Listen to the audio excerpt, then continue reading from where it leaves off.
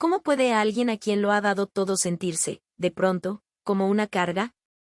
Desde el primer día en que crucé la puerta de esa casa, juré cuidar de mi familia hasta el último aliento, sin imaginar que un día me dirían, comes, pero no ayudas. Me llamo María Fernández y esta es la historia de cómo, tras años de sacrificio, silencio y cariño mal correspondido, decidí abandonar la casa que creí mi hogar y transformarla en un refugio para quienes, como yo, fueron olvidados. Durante décadas me levantaba antes del amanecer para preparar el desayuno, limpiar cada rincón y ayudar a mi esposo, Carlos, a alistarse para el trabajo. Más tarde, corría a mi otro empleo, donde pasaba 8 horas atendiendo mesas, limpiando cristales o respondiendo llamadas, siempre con la esperanza de que cada euro que llegaba aliviaría las cargas de mi familia. Cuando regresaba, encontraba que Javier, mi hijo, esperaba sentado en el sofá, y Sofía, mi nuera, apenas levantaba la vista de su teléfono. Mamá, por favor, hoy me hago cargo yo, decía yo, pero su respuesta era casi siempre un gesto de desdén o, peor, silencio. Poco a poco, entre facturas y medicamentos para aliviar el dolor que le causaba la enfermedad de Carlos, la mirada de mi hijo se tornó fría. Dejé de escuchar un gracias y comencé a escuchar reproches. Te pasas el día en casa, pero no sirves para nada, me espetaba Sofía una mañana, señalando con el dedo mi delantal manchado de harina. El contraste entre lo que yo hacía y lo que ellos decían que yo era se volvió insoportable. Una parte de mí quería gritar, mostrarles los números, los préstamos cancelados, los tratamientos pagados, las horas interminables sin dormir. Pero mi voz permanecía en silencio, convencida de que mi sacrificio hablaba por sí mismo. Un día, al volver de trabajar, encontré la maleta lista junto a la puerta. Sofía me lanzó una mirada implacable, no te molestes en deshacer la mesa. Hoy cenamos fuera. Javier asintió sin mirarme, con esa indiferencia que duele más que cualquier caída. Se iban de vacaciones a Galicia, el viaje soñado que habían pospuesto 1000 veces y que yo había contribuido a pagar. Pero esa vez no quedaba ni un solo euro. Habían olvidado incluirme en sus planes, como si yo fuera un fantasma que ocupa espacio y consume sin aportar. Fue ese instante, en el que ellos cerraron la puerta tras de sí, el que me dio la claridad que necesitaba. Me senté en el sillón donde tantas tardes había leído cuentos a mis nietos, y por primera vez me permití sentir la amargura y la rabia recorrer cada vena. Respiré hondo y, en lugar de quedarme petrificada, tomé el teléfono y marqué el número de Jaime, el abogado que mi esposo había recomendado hacía años. Quiero vender la casa, dije con una voz débil, temblorosa, pero firme. El silencio al otro lado de la línea fue breve. Está bien, María. Disponte a tomar café mañana en mi despacho y hablamos de los detalles. Aquella noche no dormí, porque cada recuerdo de risas familiares contrastaba con la certeza de que ya no pertenecía allí. Me pregunté si era cobarde por dejarlo todo sin advertirles, pero luego recordé cada lágrima vertida cuando mi marido falleció, cada factura pagada con mi esfuerzo, cada herida del cuerpo y del alma que había soportado sin reproche. Comprendí que mi silencio no era pasividad, sino un acto de amor que había llegado al límite de su resistencia. A la mañana siguiente, mientras el sol iluminaba la fachada antigua y algo desgastada de la vivienda, crucé la calle hacia el despacho de Jaime con un nudo en la garganta. Él me recibió con un cálido apretón de manos y una taza de café humeante. Entre documentos y sellos, me explicó que, efectivamente, la propiedad estaba a mi nombre, pues Carlos la había registrado así antes de morir, para protegerme de cualquier contratiempo. No hacía falta más que mi firma para iniciar la venta sin necesidad de notificar a nadie. Sentí un escalofrío al pensar en la cara de Javier al descubrir que su herencia se le escapaba de las manos, pero no me detuve. Al fin, era mi turno de tomar una decisión solo mía. Días después, recibí la oferta que superaba mis expectativas.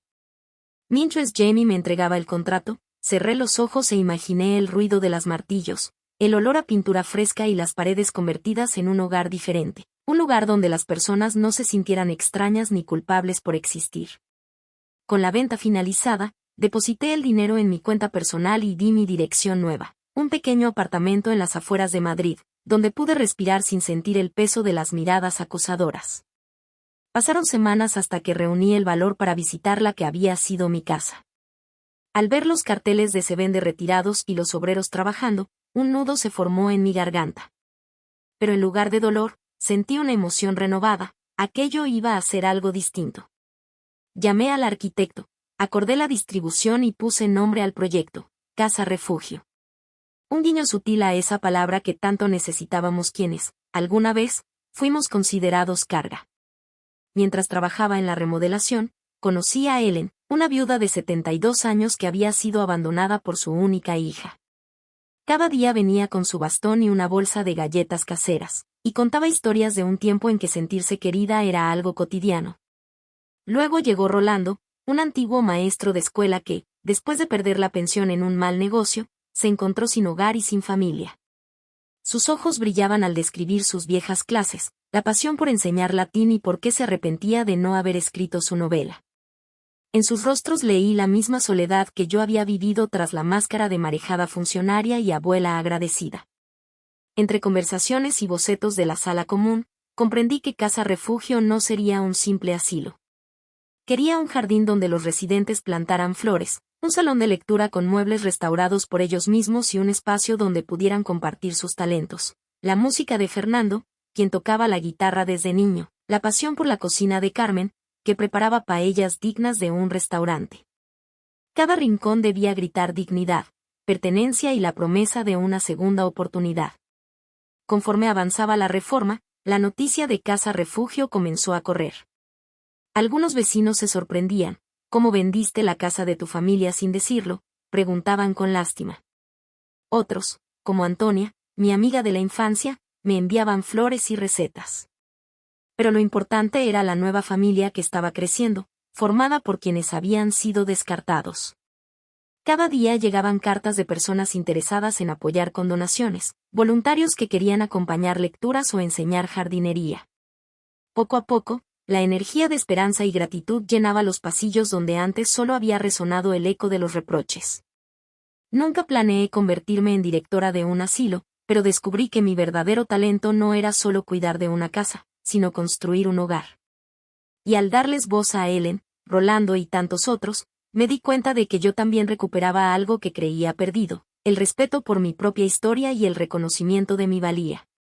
Un día, mientras pintaba junto a Rolando, sentí que mi corazón se abría a una paz que no conocía desde hace años. Ya no escuchaba las voces duras de mi hijo ni el juicio implacable de mi nuera. En su lugar, resonaban los elogios de quienes encontraban en Casa Refugio un motivo para sonreír y recuperar la ilusión. En esos rostros, reflejados en el brillo del sol que entraba por las ventanas nuevas, veía mi propia liberación. Y sin embargo, sabía que el capítulo con mi hijo aún no había cerrado. Porque sentí que, tarde o temprano, Javier descubriría la venta de su herencia y tocaría las puertas de este lugar que ahora era mi hogar. Me pregunté cómo reaccionaría, si vendría con rabia o con lágrimas de arrepentimiento.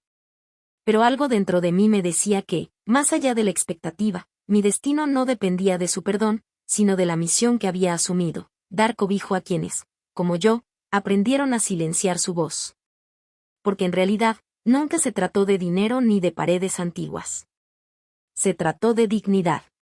De recuperar la palabra que me habían arrebatado cuando me dijeron que comía sin ayudar.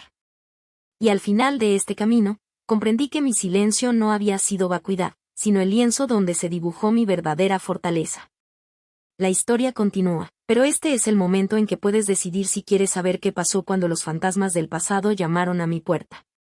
Si quieres descubrir cómo se enfrentó una madre al dolor de su hijo arrepentido, acompáñame en la próxima parte.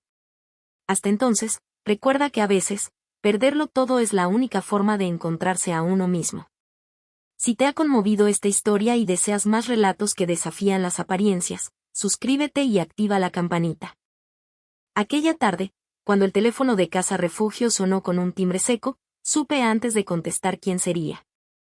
La voz al otro lado temblaba, como si el auricular fuese un espejo que le devolviera su propio reproche. ¿María? Soy yo. Javier. El nombre sonó extraño en aquel pasillo lleno de risas y hojas verdes, pero no vacilé. Le pedí que viniera, y colgué antes de escuchar su disculpa atropellada. Cuando abrió la puerta, sus hombros estaban encorvados bajo el peso de algo que no era solo culpa, sino desesperación. Sus ojos buscaban un rastro de la madre que conoció, pero se encontró con un grupo de ancianos sentados alrededor de una mesa, tejiendo, contando historias y bebiendo té. Un murmullo de «bienvenido» se alzó, y en ese instante vi cómo la mirada de mi hijo rozó cada rostro con curiosidad y extrañeza.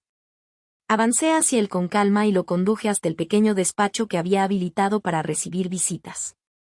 La luz entraba difusa por los vitrales nuevos, y al verla, supe que no pretendía fingir sorpresa. Entendía que había perdido algo muy valioso. Se sentó al borde de la silla, las manos temblorosas sosteniendo la correa de su reloj. «Mamá, ¿por qué?», balbuceó. «¿Por qué vendiste la casa sin decirme nada?». En su voz había un reproche, pero también un anhelo de respuestas. No era el mismo tono autoritario de Sofía, era la voz de un hijo que estaba descubriendo el poder de sus actos. Le expliqué, con serenidad, que no deseaba herirlo, sino encontrar un sentido a mi propia vida. Le conté cómo, año tras año, había ocultado mis lágrimas, había cedido mi voz para evitar conflictos, mientras la suya y la de su esposa retumbaban como un eco implacable. Le hablé de mis jornadas interminables, de los medicamentos que dejaba sin tomar para ahorrar, de las promesas de gratitud que nunca llegaron. Él bajó la mirada. En su rostro, vi que aquella confesión perforaba la coraza de indiferencia que había levantado. Quise esperar, pero me di cuenta de que necesitaba algo más que palabras. «Ven conmigo», dije, y lo conduje al jardín. Allí, rodeados de geranios y un rosal silvestre que había plantado con mis propias manos, le enseñé los rincones de la transformación. Le mostré cómo los antiguos muros habían sido sustituidos por amplias ventanas y cómo cada banco de madera había sido restaurado por los propios residentes. «Este lugar no es un castigo», susurré. «Es algo que nació de mi dolor». Él acarició las letras doradas de la placa que presidía la entrada, «Casa Refugio». «Yo, nunca imaginé», murmuró. Y en ese momento, comprendí que mi venganza, si alguna vez la quise, se había tornado en algo mucho más grande, un acto de creación. Lo invité a conocer a Ellen, que tejía un chal con destreza y sonreía con ternura. A Rolando, que improvisó un pequeño fragmento de su novela, describiendo un héroe que aprendía a perdonar. A Carmen, que ofreció una cucharada de paella tan humeante que parecía envolvernos en un abrazo. Cada uno respondió con cortesía, pero también con una gratitud genuina. Y al ver la expresión de mi hijo, comprendí que estaba descubriendo los matices que había ignorado, la dignidad que late en el cuidado compartido y la fortaleza que nace del valor para reinventarse. Al caer la tarde, regresamos al despacho. Él giró la cabeza hacia mí, con los ojos vidriosos. «Lo siento, mamá. Fui un ingrato. Te herí con mis palabras y mis actos». Su voz, que antes cuestionaba mi justicia, ahora reconocía mi sacrificio. Quisiera ayudarte a reconstruir lo que destruí». En su mirada brillé una mezcla de ruego y esperanza, y sentí la tentación de retroceder, de abrazar al hijo que había perdido. Pero comprendí que el perdón no puede ser un cheque en blanco. «Esto no se trata de volver al pasado», le respondí con firmeza. «No quiero que regreses a protestar cuando algo no te parezca bien. Quiero que aprendas a escuchar».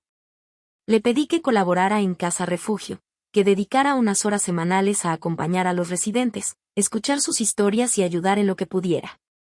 «Si haces esto sin esperar nada a cambio, quizá podamos empezar de nuevo». Durante días, mi hijo apareció cada mañana a las 9 en punto. Ayudaba a Ellen con sus agujas de tejer, probaba nuevas recetas con Carmen y corregía algunos pasillos con sus propias manos. Se le notaba incómodo al principio, como un actor debutante que ensaya sus líneas, pero poco a poco su sonrisa ganó naturalidad. Un día, lo vi leer un cuento a un grupo de residentes. Su voz tembló al principio, pero luego se volvió firme y dulce, y los ojos de los ancianos brillaron al reconocerse en las palabras. Mientras Javier descubría la alegría de aportar sin exigir nada, yo entendía que había cumplido mi propósito. Mi silencio valiente había sido un acto de equilibrio que me devolvía la voz. Vi en el rostro de cada residente la misma transformación, de la soledad al lazo, de la inutilidad al orgullo de sentirse útiles. Casa Refugio se erigía como un testimonio de que nadie está condenado a ser una carga, basta con encontrar el lugar donde el cuidado mutuo sea ley. Sin embargo, mi relación con Sofía seguía en el limbo. Cuando supe que ella llamaba preguntando por Javier, fingí no estar. No deseaba su presencia contaminando la atmósfera de ternura que había construido. No quería debate sobre gastos o limpiezas pendientes. Quería un hogar sin juicios. Supuse que, si ella deseaba entender, vendría por sí misma, si no, su ausencia sería otra prueba de que mi decisión había sido justa. Una tarde, mientras regaba las plantas del jardín, noté una figura en la verja. Era Sofía. Sus labios temblaban y en sus ojos crepitaron un indicio de remordimiento. Se quedó en el umbral, como si buscara el momento adecuado para entrar.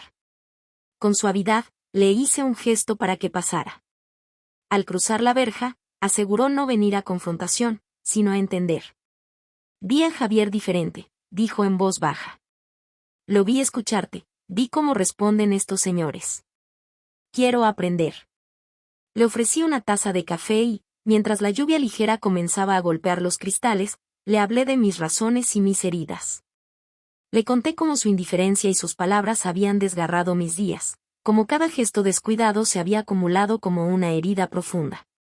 Cuando terminó de escuchar, sus ojos brillaron con lágrimas. Perdóname, María. No supe valorar lo que hacías. Era un acto de humildad que valía más que 1000 disculpas vacías. No obstante, no la invité a quedarse en casa refugio. Le ofrecí asistir a nuestras reuniones de voluntarios, donde la comunidad se reunía para planificar actividades o simplemente conversar. Aquí no hay requisitos, solo ganas de dar, le dije. Y en su mirada observé la decisión de transformar su culpa en acción. Esa noche, cuando cerré la puerta tras de mí, entendí que la familia no siempre es la que nace de lazo sanguíneo, sino la que se construye en el respeto, el duelo compartido y la empatía. Comprendí que mi historia no era de venganza, sino de reinvención. Que el amor más profundo no era el que complacía, sino el que despertaba conciencia. Al acostarme, escuché el murmullo lejano de risas y conversaciones en el jardín, la sinfonía humilde de quienes habían encontrado un bastón, un libro y un plato compartido. Y supe que, aunque la segunda parte de mi vida había comenzado con un adiós, el verdadero viaje era el que nos unía a todos en casa refugio. ¿Quieres saber cómo, más adelante, enfrentamos un reto inesperado que puso en jaque nuestra pequeña comunidad? Descubre en la próxima entrega cómo la solidaridad se enfrenta a la crisis y por qué, en los momentos más oscuros, la esperanza florece con más fuerza. No olvides suscribirte y activar la campanita para no perderte los próximos capítulos. La mañana en que todo pareció desmoronarse comenzó con un silencio inusual. Al llegar a casa refugio, noté las ventanas clausuradas y la puerta principal entreabierta. Una ligera brisa movía las cortinas, pero no había voces, ni risas, ni el habitual olor a café y pan recién horneado. Mi corazón dio un vuelco al entrar, los pasillos estaban vacíos, las sillas colocadas en círculo quedaron alineadas como fantasmas de un encuentro suspendido. ¿Qué había ocurrido durante la noche? Encontré a Javier, pálido junto al teléfono, con la mirada perdida. Nos ha notificado un embargo, musitó sin alzar la voz. El ayuntamiento alegaba que Casa Refugio no cumplía con algunos requisitos de seguridad, extintores vencidos, itinerarios de evacuación sin señalizar, permisos de construcción incompletos. La carta de la notificación reposaba sobre la mesa como un puñal de papel. Sentí como se me nublaba la vista. Aquel lugar levantado con sudor y esperanza podía cerrarse de un día para otro. Reuní a todos en el salón principal. Los rostros acostumbrados a la serenidad mostraban incredulidad y miedo. No podemos perder esto, dijo doña Elena, con las manos entrelazadas. Es mi hogar, nuestro refugio. Don Rolando alzó la voz, hemos superado soledades y enfermedades, no podemos rendirnos ahora. Sus palabras encendieron una chispa de solidaridad. Comprendí que, más allá de los marcos legales, estábamos ante un reto que pondría a prueba nuestra convicción. Decidí actuar con rapidez. Convocamos una asamblea improvisada y trazamos un plan, revisar cada punto de la demanda administrativa, recabar los documentos pendientes, buscar asesoría jurídica gratuita y, al mismo tiempo, organizar una recogida de firmas de vecinos que avalaran nuestra labor social. Mientras Javier contactaba a un viejo colega de su trabajo, yo recorría la casa junto a Carmen, examinando los extintores y tomando notas sobre las rutas de evacuación. Cada paso requería energía y precisión, pero sentía que, por primera vez, esta comunidad no dependía solo de mi impulso, eran ellos quienes empujaban el motor de Casa Refugio. En medio de la vorágine organizativa, surgió una pregunta crucial: ¿hasta qué punto una obra nacida del dolor debía atenerse a la burocracia? ¿No era la certeza del cuidado y la dignidad suficiente para convencer a las autoridades de que valía la pena mantenernos en pie? Fue un dilema que nos adentró en reflexiones más profundas. ¿Puede el poder de la empatía sobresalir al de las normas escritas? Me recordé a mí misma que las reglas existen para proteger, pero también para recordar que el respeto mutuo se fundamenta en algo más que en papeles sellados. Durante 3 días, Casa Refugio fue un hervidero de actividad. Los residentes pintaron pasillos, los voluntarios midieron puertas y ventanas, y un equipo de arquitectos novatos coordinado por Javier elaboró planos claros para presentar al ayuntamiento. Las tardes se convirtieron en talleres de carpintería improvisados. Aprendimos a reparar puertas, a usar taladros y a colocar señalizaciones luminosas. Jamás había visto a Carmen tan concentrada. Sobre una escalera, sujetaba un extintor mientras doña Elena leía en voz alta las instrucciones de uso. Se cumplía una verdad: en la adversidad, la unión revela talentos ocultos. Pero no bastaba con la voluntad. Al acudir al registro, descubrimos que algunos permisos, en efecto, no se habían renovado a tiempo, errores del arquitecto que contraté sin revisar bien sus credenciales. Aquella noche, al regresar sola, sentí la culpa pesada en los hombros. ¿Cómo había permitido que un descuido pusiera en riesgo todo lo que habíamos construido? Algunos susurros incriminatorios me alcanzaron en el pasillo: María debería haber supervisado mejor. ¿Era necesario culparme? Respiré hondo y recordé que el liderazgo consiste en asumir responsabilidades, sobre todo, en aprender de los fallos. Al día siguiente, presenté mi dimisión simbólica a la comunidad. Si he fallado, retiraré mi nombre del proyecto y permitiré que otros tomen las riendas. Los rostros se tornaron serios, no de enfado, sino de determinación. Javier sostuvo mi mano: Casa Refugio no es tuya sola, mamá. Somos nosotros quienes hacemos esto posible. Fue entonces cuando comprendí que mi sacrificio inicial había evolucionado. La casa ya no dependía de una sola voz en silencio, sino de una sinfonía de voluntades. Con renovada energía, fuimos al ayuntamiento a presentar la documentación completa. Elena, con su bastón, contaba ante el concejal la historia de su abandono. Rolando, con voz firme, explicaba su lucha tras la quiebra. Carmen ofrecía su paella como símbolo de la acogida que brindábamos. Y allí, en aquella sala de mármol frío, descubrí el poder de la narración. Nuestras voces, unidas, tejían un relato que humanizaba la legalidad y lograba que los funcionarios, también seres humanos, comprendieran que nuestra obra iba más allá de un negocio. Era justicia reparada. El concejal, conmovido, accedió a un plazo de 2 meses para subsanar los últimos detalles y suspendió el embargo. No hay retorno para esta casa si su comunidad persiste, dijo, y selló el expediente. Una oleada de alivio y júbilo recorrió cada rincón. Los abrazos y las lágrimas celebraron la victoria, pero también dejaron espacio para la reflexión. El cuidado colectivo no es un lujo, sino un derecho que merece protección. En los días que siguieron, Casa Refugio se transformó de nuevo, pero de una manera distinta. No solo arreglamos muros y señalizamos extintores. Dibujamos en la pared un mural que representaba las manos de todos los residentes unidas. Cada firma de vecino que nos apoyó también se plasmó en una piedra del jardín, formando un sendero de solidaridad. Y en la última piedra grabé una frase que me acompañará siempre: aquí florece la dignidad. En medio de esa renovación, surgió un nuevo desafío. Una joven periodista local, Paula Correa, quiso hacer un reportaje sobre nuestra historia. Su voz, ágil e incisiva, nos interrogó sobre nuestras motivaciones, nuestras dudas y nuestros sueños. Cuando me preguntó si Casa Refugio era una forma de venganza hacia mi hijo, respondí con calma: no hay venganza sin esperanza. Esto nace de la conciencia de que el verdadero enemigo no es un rostro familiar, sino el abandono. Aquel instante de visibilidad mediática abrió puertas. Donaciones inesperadas llegaron de empresarios que jamás habrían cruzado nuestra puerta, y voluntarios de otros barrios ofrecieron su tiempo. Pero con el interés llegó también la exposición. Algunas voces críticas cuestionaron el uso de donaciones, la transparencia financiera y la gestión de los recursos. El eco de la sospecha amenazó con empañar la atmósfera de confianza. Entonces, decidimos publicarlo todo: balances, actas de reuniones, testimonios de voluntarios. Abrimos un portal digital donde cada euro donado y cada gasto se volcaban en tiempo real. Fue un acto de valentía, entender que la transparencia no solo cura la duda, sino que fortalece lazos. A medida que Casa Refugio se abría al mundo, me di cuenta de que la vida no nos ofrece certezas, sino momentos en los que podemos elegir el significado.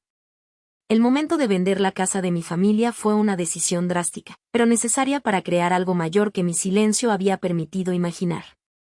Y ahora, al abrir nuestras puertas al periodismo, a los vecinos y al público, convertíamos esa historia de dolor en una enseñanza colectiva. Hoy, mientras camino por el jardín donde las flores ya brotan con fuerza, reflexiono sobre una pregunta: ¿puede un lugar construido desde la herida convertirse en fuente de sanación para muchos? La respuesta lleva mi nombre y el de cada persona dispuesta a tender la mano. Casa Refugio ya no es un giro de la trama, sino el protagonista de una nueva forma de vivir la vejez, no como un peso, sino como un tiempo de renacimiento. La tercera parte de este relato termina aquí, pero la historia de Casa Refugio sigue adelante con nuevos desafíos. ¿Cómo sostener un proyecto que crece contra viento y marea?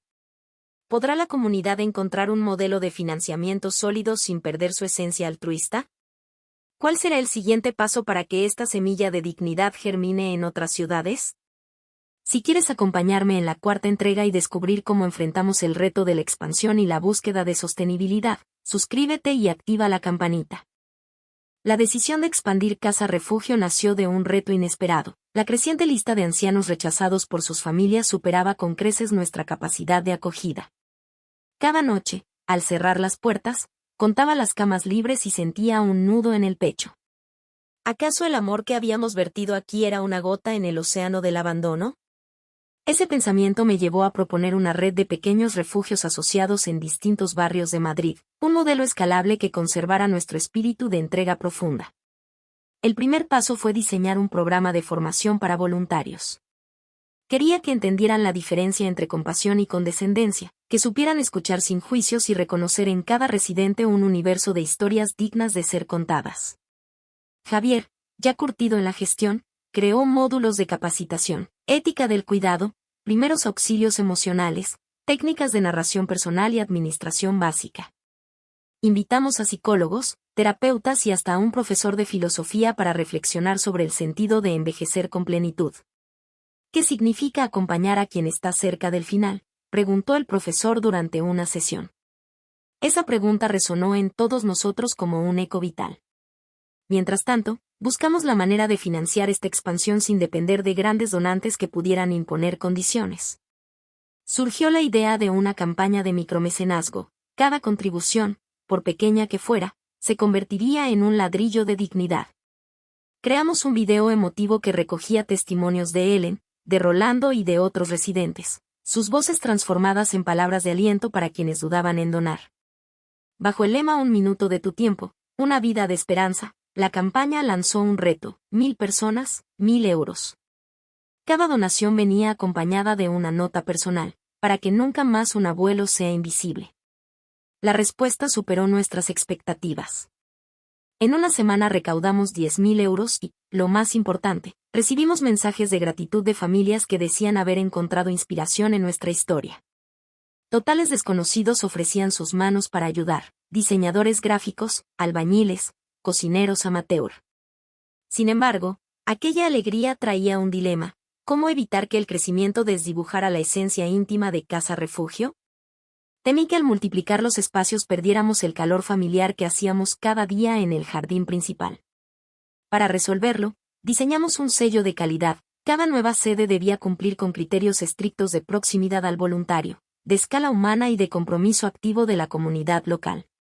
No permitiríamos un centro grande que se agotara en papeleo. Preferíamos varios pequeños donde cada residente fuera conocido por nombre y apellido. La paradoja de la expansión consistía en aprender a encoger la ruptura emocional. Un hogar no se mide en metros cuadrados, sino en la intimidad del vínculo. Con el primer mini refugio inaugurado en Lavapiés, comprobamos los desafíos del modelo. Allí, Las autoridades municipales exigieron auditorías adicionales y permisos de modificación de uso de suelo. Algunos vecinos, temerosos de un aluvión de ancianos en su calle, protestaron. Viví horas de tensión escuchando las quejas de quienes no veían en nuestro proyecto un acto de solidaridad, sino una carga social.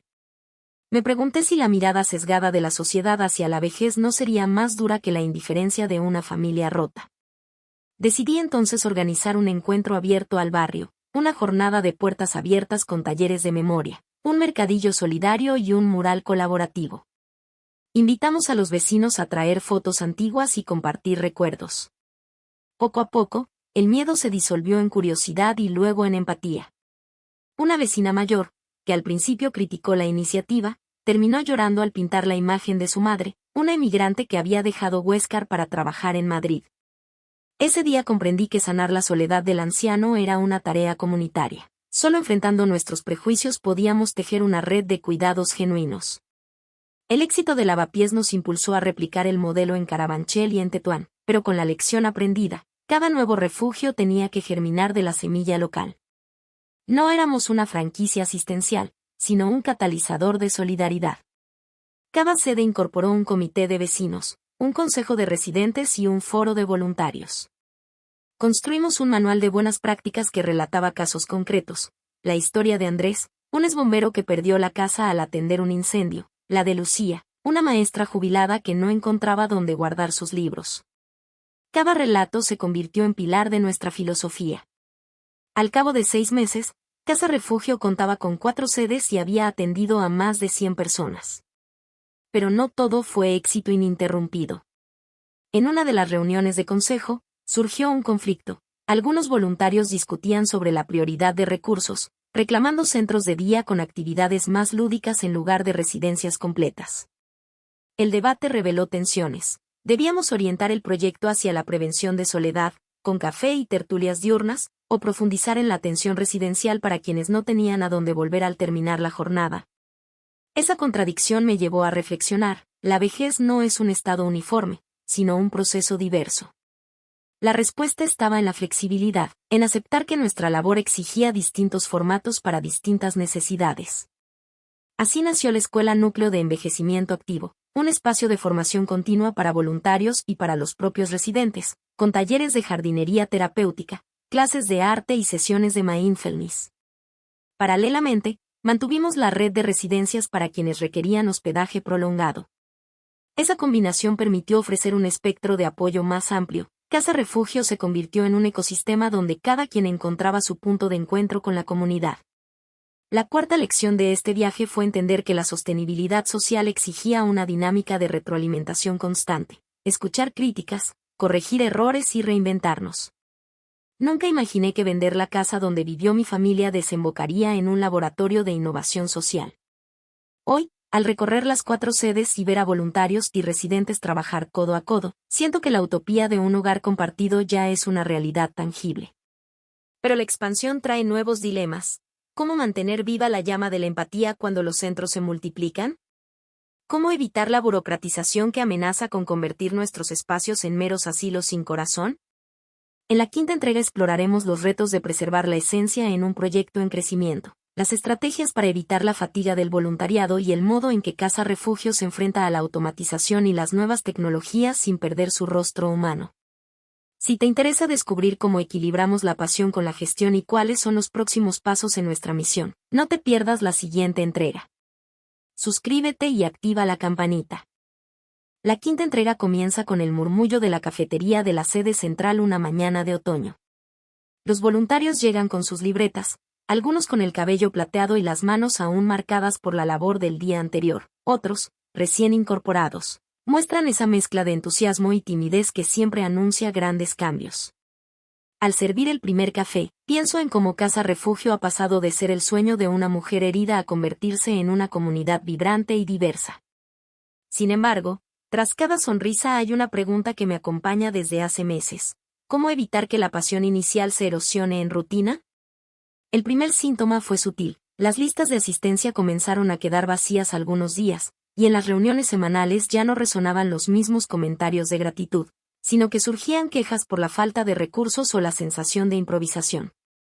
cuando lo comenté en el consejo, varios voluntarios reconocieron su propio agotamiento. Llevo aquí casi un año, confesó Pablo, un joven diseñador que había pintado el mural del jardín.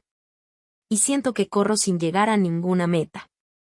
Esa confesión quedó en el aire, pesada como una losa, porque revelaba una verdad incómoda: el entusiasmo no es eterno, y la misión social requiere más que buena voluntad, necesita sistema, cuidado también para quienes cuidan. Decidí entonces crear lo que llamamos círculos de sostenimiento, pequeños grupos de voluntarios y residentes que se reúnen cada mes para compartir no solo tareas, sino también emociones, dudas y éxitos. Inspirada en los talleres de filosofía que una vez ofrecimos, formulé preguntas intencionadas. ¿Qué te movilizó al comenzar? ¿Qué te frena hoy? ¿Cómo te gustaría celebrar los logros? Aquellas conversaciones, a veces estrictamente anónimas, permitieron liberar tensiones y reavivar el compromiso. Descubrimos, por ejemplo, que muchos extrañaban los primeros días de bricolaje colectivo, donde no importaba la perfección del trabajo, sino la camaradería de imaginar juntos. Ese proceso de reconexión derivó en 2 iniciativas: un programa de renovación de espacios, donde cada sede destina un día trimestral a rediseñar un rincón, y un sistema de mentores que empareja a voluntarios veteranos con recién llegados. Al principio resultó chocante ver a Carmen enseñando a un grupo de veinteañeros a picar cebolla en Juliana, pero aprendimos que el intercambio intergeneracional no solo transmite habilidades, sino también sentido. La cocina se volvió aula, y cada receta, lección de vida. En paralelo, emergió otro desafío: la tentación de mecanizar procesos para ganar eficiencia. Desarrollamos una aplicación de gestión de voluntarios y calendarios, con notificaciones automáticas y estadísticas en tiempo real. La idea era liberar tiempo administrativo y dedicarlo a la atención directa. Sin embargo, pronto me di cuenta de que, en algunos casos, el mensaje de la app, con sus tonos azules y alertas, resultaba frío y desconectado de la calidez humana que define a Casa Refugio. Un voluntario me confesó que había dejado de usarla por sentirse un número más en la lista. Esa queja me golpeó con fuerza: la tecnología debe servir al vínculo, no sustituirlo. Decidimos entonces reconfigurar la aplicación. Eliminamos las notificaciones invasivas y añadimos un espacio de historias del día, donde cualquier persona, residente, voluntario o familiar, puede compartir un breve relato o una foto. Así, abrir la app se volvió un acto de reencuentro. En lugar de ver tareas, ves sonrisas, flores recién plantadas o el retrato de don Rolando leyendo un verso de Neruda. La tecnología se convirtió en un tablón digital para celebrar la dignidad cotidiana. Mientras tanto, la financiación de la red se diversificó. Los micropatrocinios seguían siendo la base, pero incorporamos alianzas con pequeñas empresas locales y becas de innovación social que nos permitieron contratar a tiempo parcial a un coordinador de bienestar emocional y a una asistente administrativa. Fue un ejercicio de equilibrio. Había quienes temían que la paga remunerada rompiera la magia del voluntariado, pero aprendimos que profesionalizar algunos roles no enfría la pasión, sino que la sostiene con mayor rigor y permite evitar la sobrecarga de quienes daban más horas de las que podían. La siguiente gran prueba llegó cuando una pandemia estacional obligó a reducir el aforo y limitar el acceso a las sedes. Esta crisis nos enfrentó a la cara más dura de la vejez aislada: la soledad se acentuó, y nuestros mayores empezaron a sentir el peso del encierro. Tuvimos que reinventar todo: las visitas se trasladaron a videollamadas, preparamos paquetes de cartas y dibujos de niños voluntarios, y lanzamos un servicio de voluntariado a domicilio para llevar las actividades a casas particulares. Fue un desafío logístico y emocional, pero también el impulso definitivo para consolidar nuestro modelo híbrido. Descubrimos que la comunidad no se limita a un edificio, sino que existe en el abrazo digital y en la voz al otro lado del teléfono. Al concluir la emergencia, Casa Refugio se encontró más resiliente y conectada que nunca. Habíamos aprendido a surfear la crisis sin perder el corazón. En mi escritorio guardo una carta escrita por Ellen durante el encierro. Descubrí que mi soledad solo desaparece cuando siento tu voz en la pantalla, decía. Esa frase resume la quinta lección de este viaje: la adaptabilidad no solo es cuestión de estructuras, sino de creatividad empática. Ahora, mientras camino por el jardín principal bajo la luz dorada del atardecer, pienso en el círculo completo. Desde el momento en que me senté en aquel sillón vacío, con la maleta de mi hijo lista, hasta hoy, he comprendido que las heridas pueden transformarse en semillas de vida. He visto cómo la palabra carga se convierte en corazón cuando se pinta con gestos de solidaridad. Y he aprendido que un proyecto social no se agota en su fundadora, sino que vive en cada corazón que late por la misma causa. El futuro de Casa Refugio se presenta amplio y desafiante. Planeamos llevar nuestro modelo a otras ciudades españolas. Formamos una red de aprendizaje con organizaciones similares en Barcelona y Sevilla, y exploramos la posibilidad de un programa de intercambios internacionales. Pero lo más importante es que, sin importar cuántas sedes haya, seguiré leyendo en el recibidor cada tarjeta de cumpleaños escrita a mano, cada fotografía pegada en el tablón de historias del día y cada nombre anotado en la lista de voluntarios. Ahí reside el pulso que hace bailar a esta comunidad. Mi historia personal concluye aquí. Vendí la casa donde vivía mi familia y, al hacerlo, hallé un hogar que trasciende muros y papeles notariales. Casa Refugio es la prueba de que el silencio puede convertirse en voz, que la herida puede ser puente y que la vejez, lejos de ser una sombra, puede brillar con la intensidad de una segunda primavera. Gracias por acompañarme en este viaje de transformación y esperanza. Si quieres ser parte de la comunidad que reconstruye la dignidad, suscríbete y activa la campanita para no perderte los próximos capítulos de nuestras historias compartidas.